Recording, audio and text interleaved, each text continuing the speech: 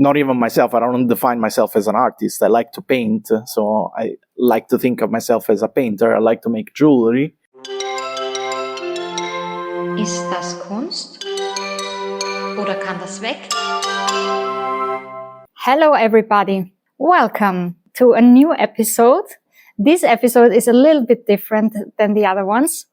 Today we have a guest that would like to talk to me in English. So this is why it's the first episode that we record in English. I hope all the listeners understand and also forgive me for some mistakes, because of course English is not my first language, but we will see how we can manage. And also this is my first episode recorded without my brother Dominic. So Dominic, also forgive me for for the maybe technically not perfect recording, but also here we will do our best. Sorry, Dominic. Without further ado, I would like to introduce to you my guest. I would call him a multidisciplinary artist. Ooh, fancy. Wolfgang Benvenuto Bauer. Hi, everybody. Hello, Wolfgang. That's also Hi. my name. Yeah, Wolfgang Benvenuto. We have in your two first names a little bit of your heritage. So tell us Exactly. about that. I'm, like you said, I'm Wolfgang Benvenuto. That's my name on its entirety. I'm half Austrian, half Italian. That's why the Wolfgang part and the Benvenuto part, which I've been told they're both really old names that almost nobody uses anymore. But I'm pretty proud to carry them both. And my last name is Bauer. Bauer. So also an Austrian name. Also an Austrian name, or German in general. Yeah. So your father was from Austria? My father was Viennese, to be more specific, and my mom is from Naples and the province of Naples. Mm-hmm. And you grew up in? In Napoli, in Italy. In Italy. And usually I also have to explain, you actually have a very, very nice way of speaking German as well. Yeah. But we decided to have this conversation in English because you feel a little bit more comfortable. Yeah, I mean, I stammer a little bit less when I speak English rather than German. Okay. It takes too much time to look for words and stuff like that. So it's easier for the both of us in this case. Yeah. Okay, and it makes for our first episode in English, which is also interesting. Nice, I'm flattered. Okay, so tell us a little bit about your art. What do you do? My art basically comes from my background. I mean, I've been always exposed with art all my life because it was in our family on both sides, the Italian one and the Austrian one. My father was a Siebdrucker here in Vienna, and we found ourselves actually in his old Werkstatt, which is in the Ungergasse. And which is where we are sitting right now. And we're also sitting on the couches, the Sessel, sozusagen, from Sussman, who was also another artist that was almost the godfather of my own father. Mm-hmm. On my mother's side, my older siblings, one attended the Fine Art Academy in Napoli, and the other one is a jewel designer and producer. So he produces his own art.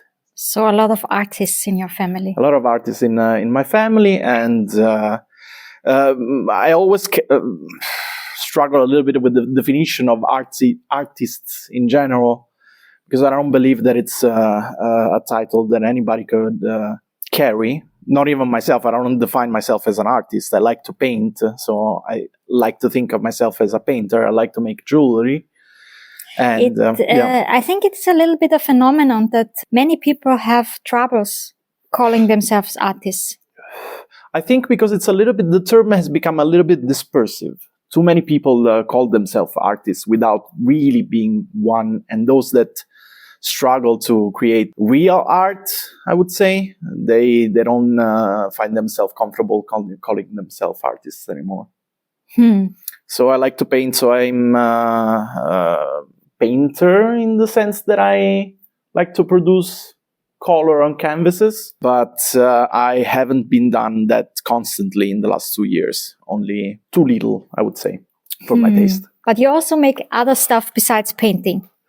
I dabble a little bit in sculpture, and also I like to hammer copper until it has another shape to begin with. Yes, you make jewelry.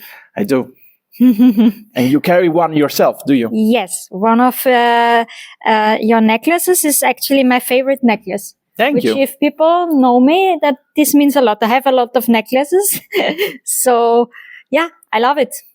Yeah, I have to admit, half of the time that we see each other, you always carry it. So I'm really glad. Yeah, I don't do it to flatter you. I really carry it very often. I wear it all the time, actually. And I take it as a compliment anyways. Yeah, I'm fascinated that you can make so many different things. Yeah, and it also comes, I was just thinking about it before you came here. Why was it actually? And besides the fact that I attended school for jewelry making in Napoli, I remember my childhood spending summers and other bank holidays at my grandma. My grandma didn't have any toys, so I had to make my own.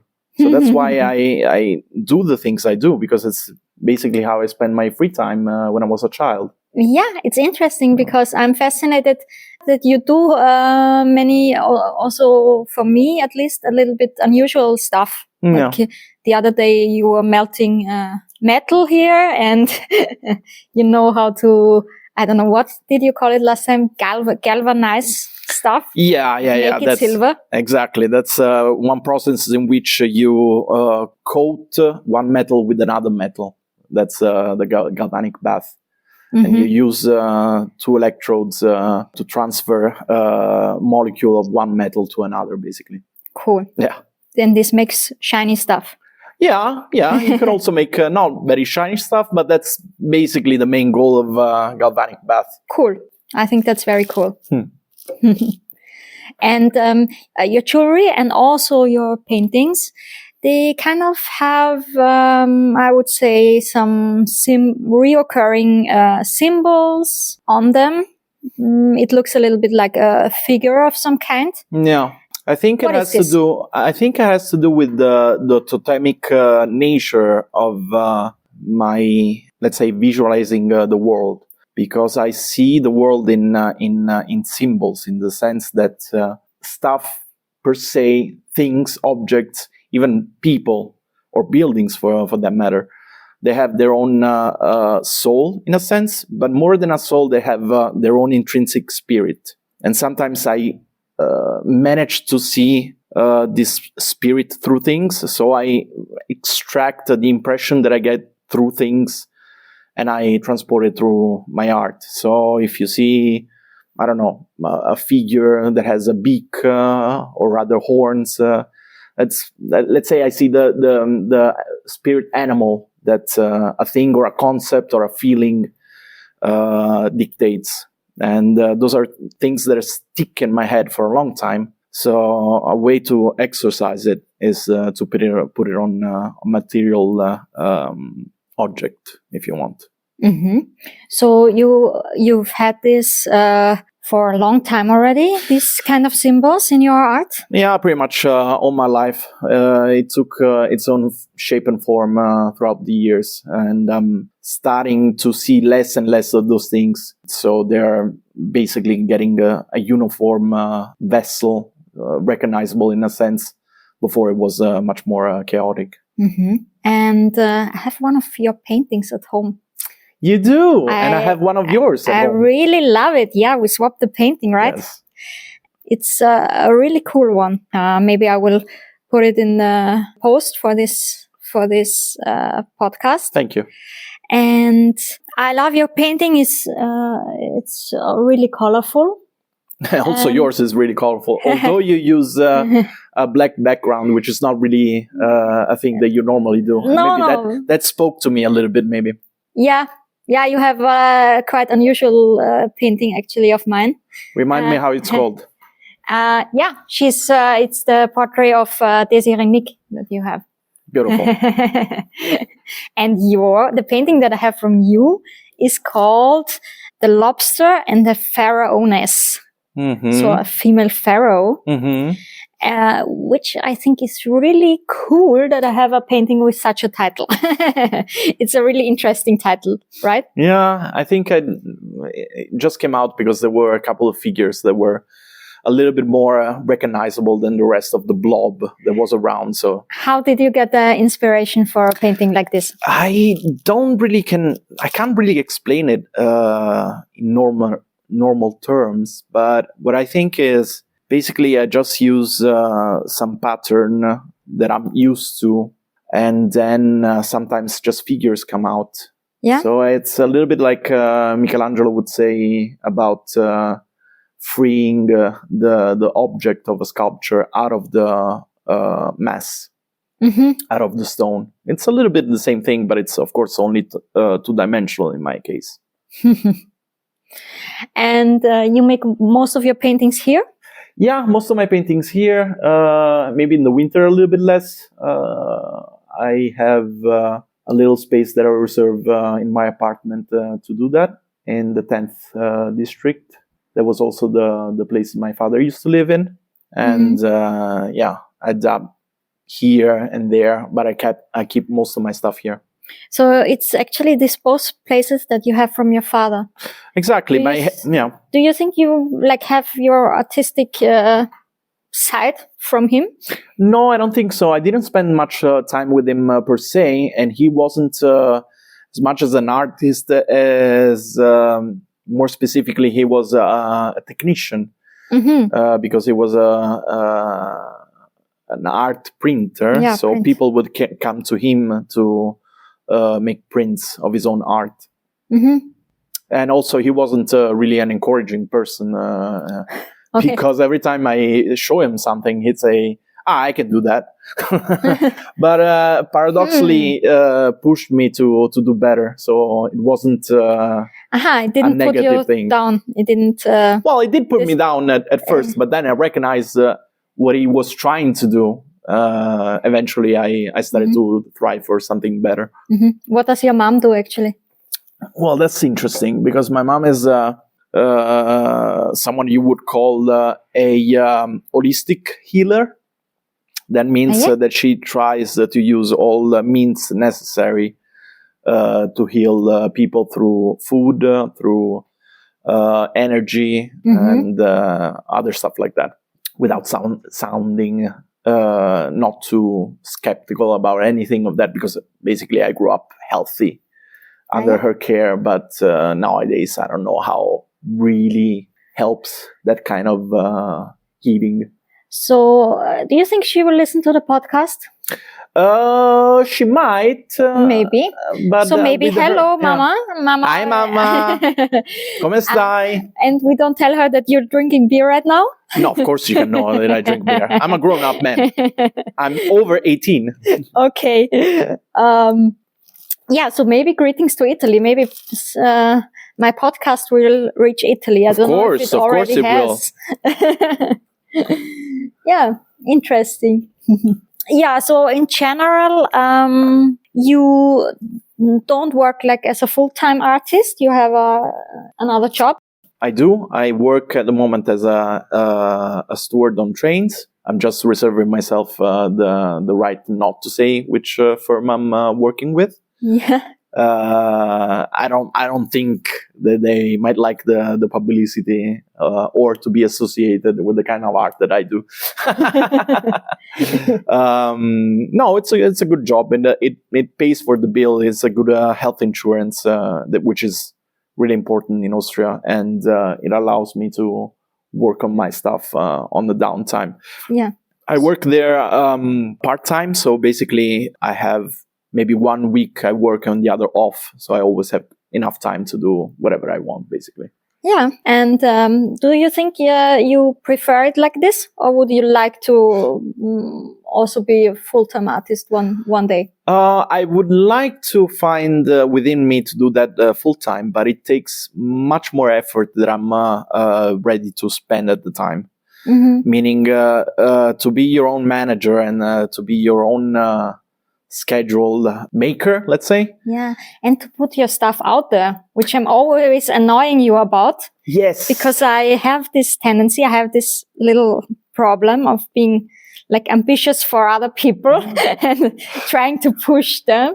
Now for me, it's because if I see that you have an artistic soul, and I think with you, I see this. It's one of the things that I love about you, but and that you try to push me out of my shell. Because if it was for me, I would just stay in my own little... I'm glad you are still talking to me, but because I think I can be a little bit annoying, but I'm like, make a website, put your photos online. I think we manage to have a really good balance between us. Yeah, because it's a thing that I love about you, actually. Well, it's also because sometimes I try to shut up and and let you be. You see, we learn from each other. Yes.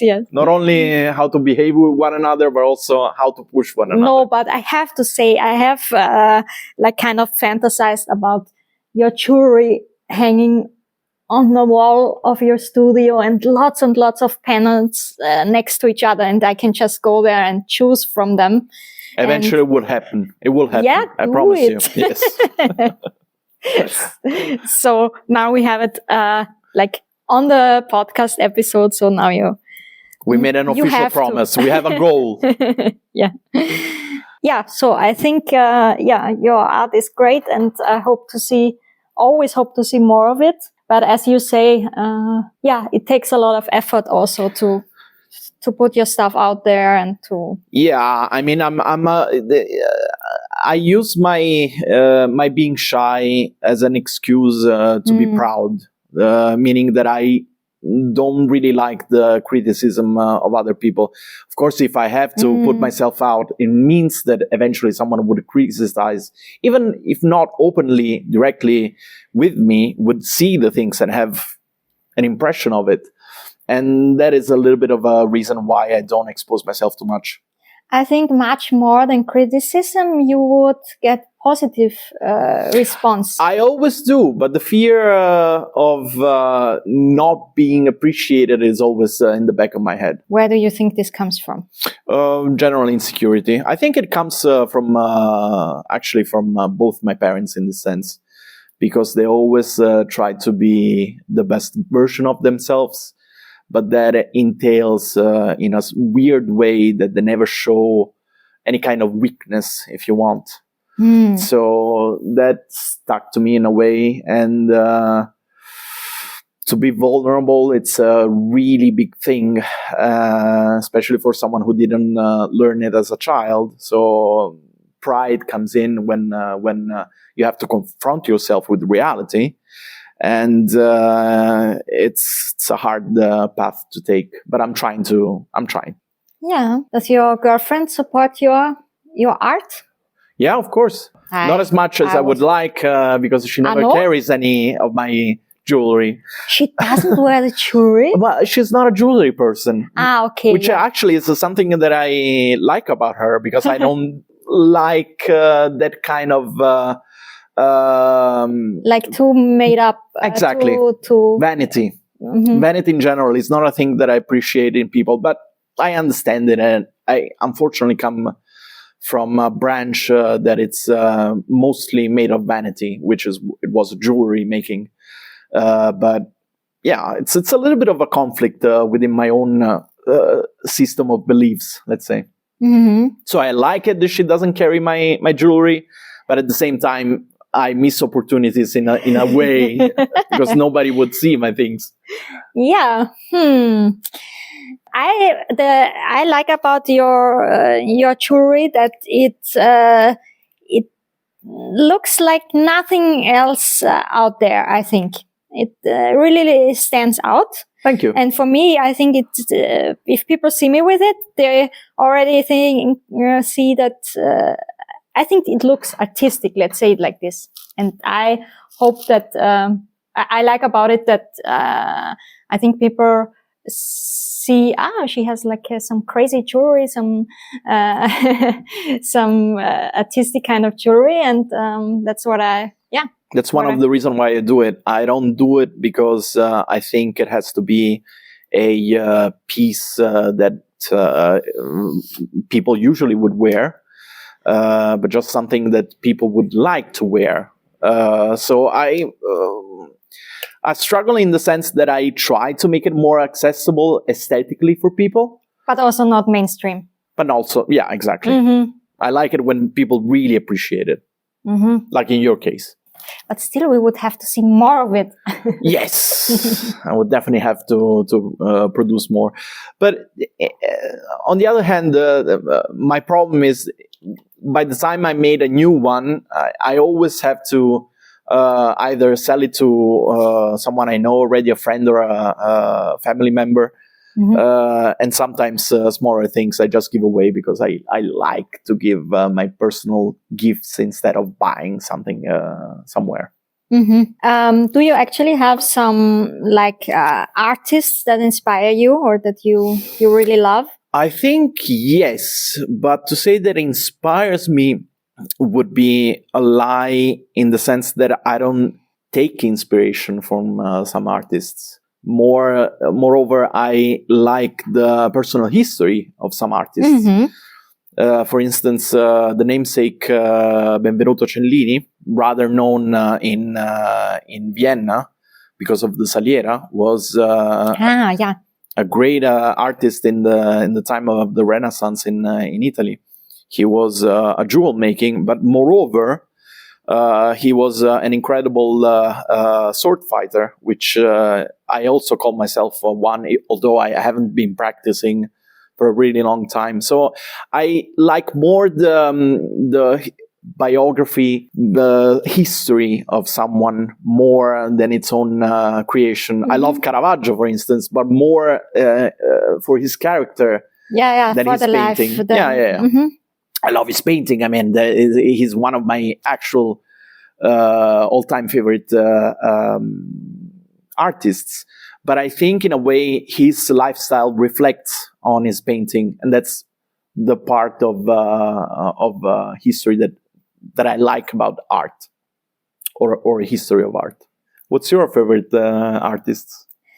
My favorite artists, also good question. Of course, everybody that I interviewed in my podcast. That's a good answer. Good answer. Of course, there are many artists now in my life that I have met over the last 3 years, like you, for example. I'm actually very proud of this. I'm proud that I now have artist friends and so interesting friends, new friends that, for me, they are some of the most important artists because I know them personally, actually. I actually was thinking about it today, and I think since there's a huge production of art in general, that I think it's more important that you sustain someone you know and like in your lifetime more than gather art from people that are actually dead. Yes, I also consider this I always say in my art, the human connection is the most important thing, and this is exactly what I mean with this. Yeah.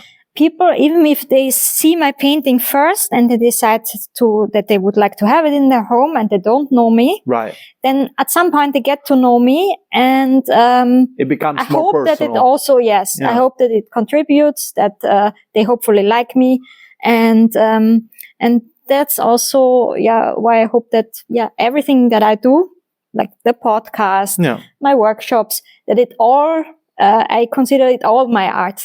You know, that's really interesting. Yeah. So, well, I'm a proud owner of one of your pieces, and also one of Moritz Seeburger.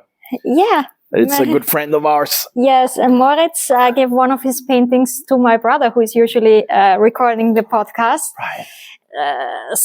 I also like to give the art of artists that I know as a gift, like one of your necklaces to my mom. Yeah. That you custom made for her to resemble to represent her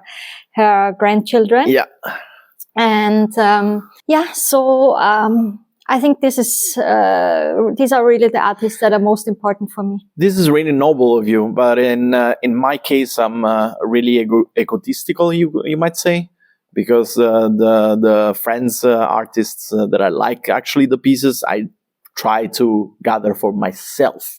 I don't want to give it out to other people. Yeah, that's also good. Yeah, I also have some art in my home, of course. That You're jealous of. Yeah. So, and let's talk a little bit about your studio here. You have like this souterrain studio that was just next to my old studio, and this is how we met, actually. Well, kind of, because we actually met through your Instagram account advertising. Crazy. Was this the only Instagram advertising that you advertisement that you ever did? Definitely. Maybe I was so funny. Yeah, I was called to it, and I said, let's try it. You never know what comes out of it. Something good. What did you put in? €5, €10? I don't know. Yeah, something like that. It was like €5 for 30 days. So it was the least amount of exposure that you can buy out of Meta. Yeah, and I have to say that I walked by your window often and looked down into your when you had your atelier in Ungarn. Yeah, when I was having the studio here, the little bit smaller studio, and I saw your paintings through the window, but I never met you. And then I scrolled through Instagram, and suddenly I see your picture, and I think, that's my neighbor. And then I wrote to you. Yeah, I think that's the best way that you can meet someone through Instagram. Yeah. All the other way, a little bit fishy and weird. But it was really good. And it also shows you that you should put your art out there. I should. You're right. You're right. You meet people like me, maybe. Yes. Or maybe I shouldn't, because then I'll keep those that I met through Instagram really precious and dear to me. Maybe. Yeah. So your place here is, let's say it like this, a little bit rough. Mm-hmm. So it's really like basement style. It used not to be so rough before. First of all, It was a little bit more orderly, I would say. Mm-hmm. There was a floor part of it, but it was so uneven because of years and years of paint accumulating. Again, because of my father's work, he had his prints drying up down here. And with the time and the decades, the floor was so warped and bent that it was difficult to walk if you weren't used to it. So I just decided to take it out with a lot of old plaster that made completely dark this room. It's rather big room. But unfortunately, it's a little bit too cold to work in the winter, because it's almost a canteen, if you want. Mm-hmm. Not in the sense that you go in it in English. This is unfortunately a false friend, but somewhere that it's below the habitable part of a building. Mm-hmm. So it gets a little bit cold, a little bit humid. And you cannot hear it right now, but normally I always let a dehumidificator run the whole time, 24 hours a day. So it gets a little bit warmer and dry. So it's actually not so perfect for the paintings, right? If it gets a little bit humid here. Not at all. It actually tends to make them a little bit humid. But with this system, it works quite well. So I'm happy with it. Eventually, it would get renovated, but until now, it's perfectly fine for me. If I'm not gonna make any exposition in this room in the immediate future, it doesn't have to change. But if somebody would like to see your paintings in person, they would have to contact me directly. Yeah, they would have to contact you directly. Exactly. And And if they see it here, they would have to, be prepared to go into a, really, how do you say? Almost hellish environment. No. I was not going to say this. I say it. But, just into a rough studio where you can really see the work, right? I think hellish is the right word. No. Yeah, you can see that you live or work freely here. Yes, this is my space. I think that it also gives somewhat of an elective selection of the people that can actually come inside. Because if you are scared of... if you're a snob, you don't go inside. Exactly. Place. And my art is not made for snob people. In here, I'm the only snob allowed.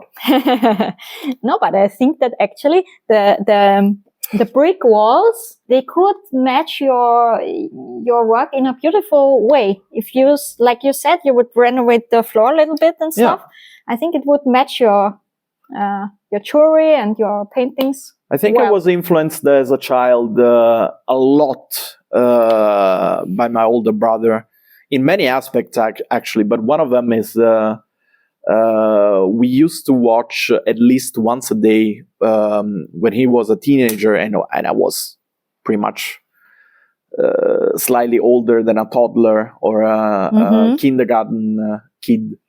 We used to watch at least once a day. I don't know if you know it, The Wall. It's a movie from Pink Floyd. No, I haven't seen it. You should see it. It's a really interesting artistic endeavor, and the recurrent theme, it's always a brick in a wall. Mm-hmm. So I like to surround myself with the bricks. With bricks, yeah. I think it speaks to me, speaks to how I grew up and my personal nature in a sense, which is, if you want to say it, just another allegory for we are one with everything. We build our society out of bricks. We are bricks in a wall just because we work with one another. And if one or few would miss out of a wall, then we'll all crumble down. Yeah, I actually like the brick walls. I think they're cool. And I know that you have taken some great pictures of your paintings hanging on the brick walls. Which I haven't published yet. No, you still haven't. But okay, I will give it up now. I still have them. And most of them are already sold. So kind of don't make really sense to publish them if I don't have the chance also to sell them. What do you think? No? I think you still should put your stuff out there. I follow this account of Amy McNee, she's called. Okay. And she has this, the Instagram account is called Inspired to Write, which I can really say to anyone that has wants to work artistically, creatively, they should follow that account because it's really inspiring. And didn't you give me a book from this lady? No, not from this one. I gave you another one, but another lady that is important, and which was actually her teacher. Oh, I see. Yeah. So you were talking about the book by Julia Cameron, The Artist's Way, that I think is quite important. And now I'm talking about this Amy McNee, who she really inspires people to just put her stuff out there and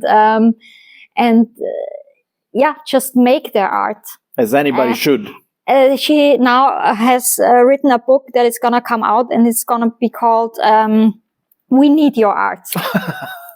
That's a good title. So I think this is really nice also because you said before that you're also very careful to call yourself an artist.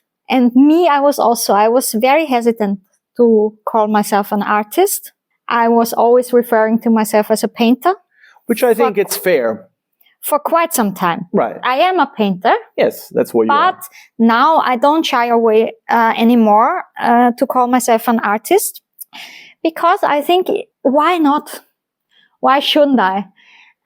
Yes, anybody can just call themselves an artist, you know? Well, that's exactly my point. Too many people do it. Yeah, but on the other hand, We should claim it for ourselves. I live by selling my art. Right. I do this stuff. I now think of myself as an artist, and now I don't shy away from it anymore. So I think, it's okay. And I think that very many people are too shy in some way to stand behind their art, to say this is what I'm doing, to show it to the world. And actually the world misses out because of this. Like, for example, the world misses out a little bit on your stuff. Maybe if you were not so hesitant. I don't think. Well, or maybe it's not about being hesitant. I'm pretty set in my way. That's my problem. If I was hesitant, maybe I would consider it more. Okay. I do it mostly for myself. That's the thing. The things that I do don't necessarily need to be appreciated by others. And I don't mean this in a disrespectful way because they wouldn't understand it or whatever. But it's just a matter of the fact you are satisfied with this, and I also think it's fun. It's art for the sake of it. Yes, and this is also why I really like having you on this episode, because I think you have a little bit different approach. Yeah, I don't think everybody has to have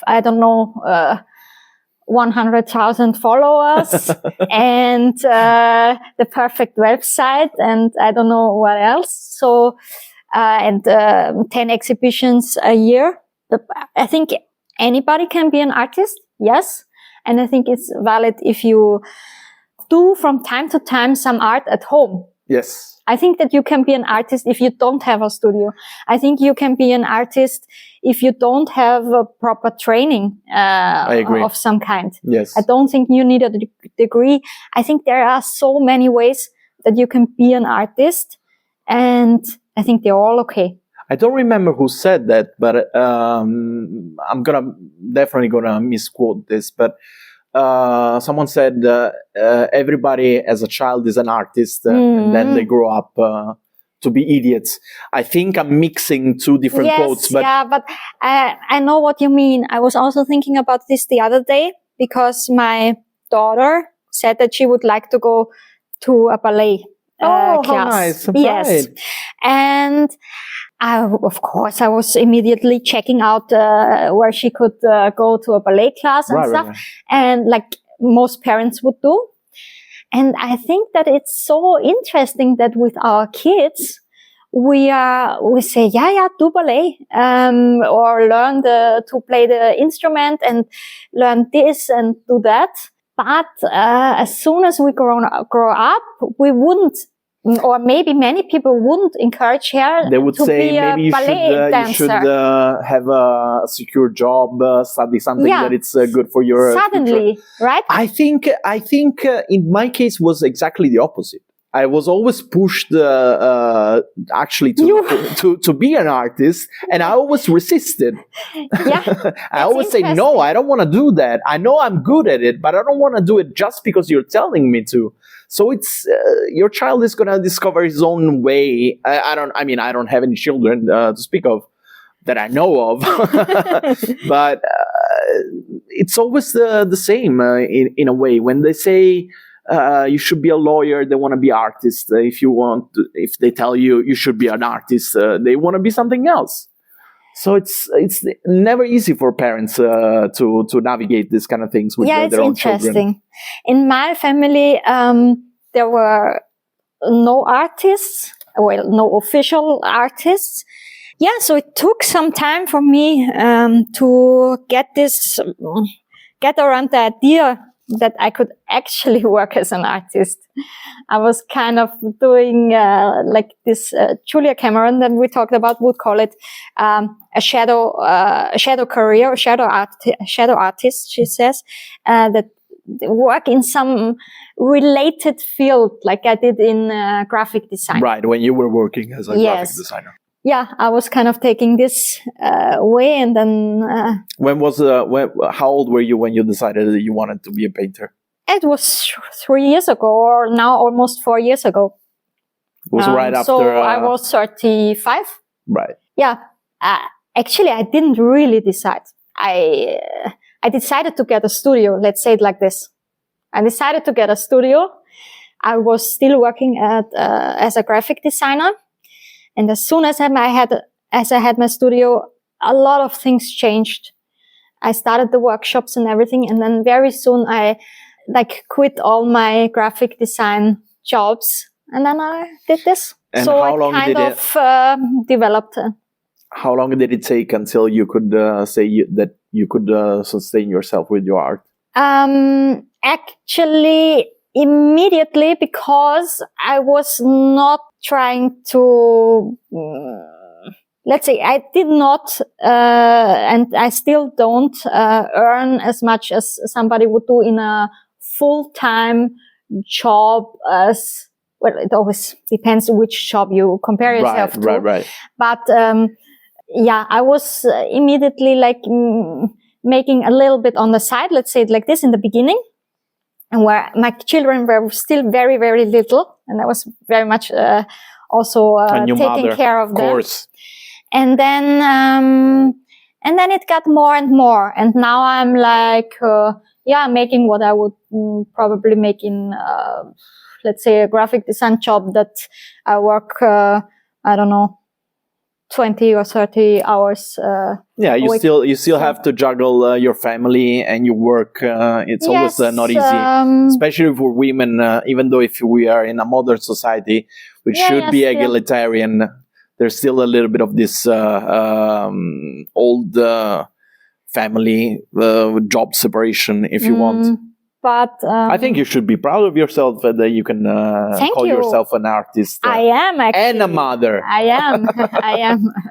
Yeah, it's. I also think that being a mom kind of freed me to do this, which is very interesting, because you would think that maybe children keep you from right, pursuing this kind of dreams. But the opposite happened with me. So I had the feeling that when I had my kids, I kind of had okay, this was what I always wanted. What I have this now. And now I can try for something else as well. So. Yeah, pursue your passion and so yes. Maybe I should have kids, so I'll be a full-time artist. Well, they are very inspiring, I can tell you. Wow, that's really nice to hear. You tend to hear nowadays quite the opposite. The kids takes time and energy away from you. But also, it pushed me to have the studio, because I could not paint at home anymore. It was very difficult when they were very little. Good point. Because I would have to put away the stuff more than I could paint. Right. So they couldn't make a mess. Yes. So this was important as well. Right. There are many different ways of being an artist. Yeah, of course. I mean, that's another thing that I kind of struggle conceptually with. I just would like to have more definition. What kind of art are we doing and pursuing? I mean, for instance, my good friend Febo, who's a jeweler, he makes wonderful art, but someone would not consider him an artist. He's, of course, a artisan of jewelry, because he's a jeweler maker. But beyond that, people don't see how actually he can create art that nobody have seen before. And it saddens me a little bit that nowadays a lot of content creators, they're considered artists. And when people actually make some good art, they're not even considered artists. That's why I struggle with the definition per se. Yeah. It's strange sometimes. That's true. I'm sorry if you hear always bottle opening, but we're trying to keep hydrated here. Dominic will cut it out. Let's hope that. So let's. What I would like to say is just. I would like to say that everybody that knows an artist in their maybe friends or family should sustain them a little bit. I'm not even talking about buying art per se, but even talking about it. I think it's really important. Yes. I think sustaining an artist has more to do with the human interaction and the art itself exposed to those that he deems important in their own life. I also that's the think most so. important thing. I think it's important with kids, but then also just... Also with grown-up kids. Also with grown-up kids. Yeah, to look at what they do, to look at their passions, because many people express themselves in creative ways that not like traditional art. And yeah, it's really, really worth keeping this spirit alive. It is. And also, I know that some people struggle in general, and this is also partially my case, struggle to express itself normally, even with the normal words, even with the human interactions. And art could be a good segue to open themselves. Yeah, I think so too. So these are actually very good closing words for us today. Just maybe one more question that comes to my mind now. Do you have any wishes for your future works and for your future? What would you like to do? I would definitely like to see my personal space here in my atelier to thrive, to see it a little bit less cluttered, because my personal problem is space. Not because I don't like it as messy as it is, but I would like to have the mental cleanliness that would actually reflect in my space, my working space. That's the only thing that I strive for, and then eventually all the good things will come afterwards. I'm sure of it. Mm-hmm. Yeah, I'm sure of it too. I'm curious about what you will do next. Me too. Okay, so thanks for being in my. Although you are usually rather shy of reserved of exposing, your work. I'm glad that you were a guest in my podcast. I think the time was ripe. Very good. And I'm glad that we found each other. Me too. And we have this artistic friendship. Communion, yes. Thank you, Jasmin. So all the best for you. Thank you.